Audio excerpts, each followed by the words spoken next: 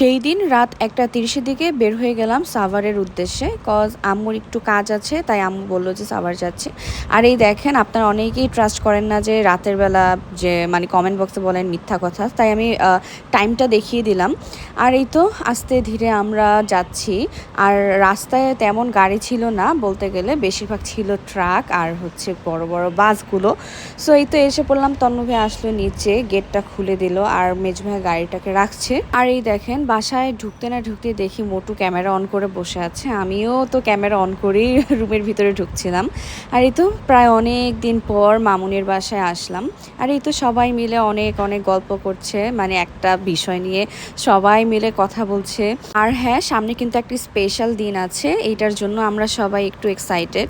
So এই তো মামুনি আমাদের সবার জন্য খিচুড়ি, গরুর মাংস, মাছ, সালাদ আরও অনেক কিছু রান্না করেছিল, সেমাইও রান্না করেছিল। আর এই তো তাদের মানে কথা কিন্তু এখনও চলমান।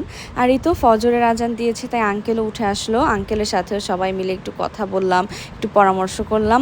এরপর এই তো বের হয়ে যাচ্ছি, কজ এখন মানে সকালই হয়ে গিয়েছে বলতে গেলে, এখন অলমোস্ট 6টা বাজে।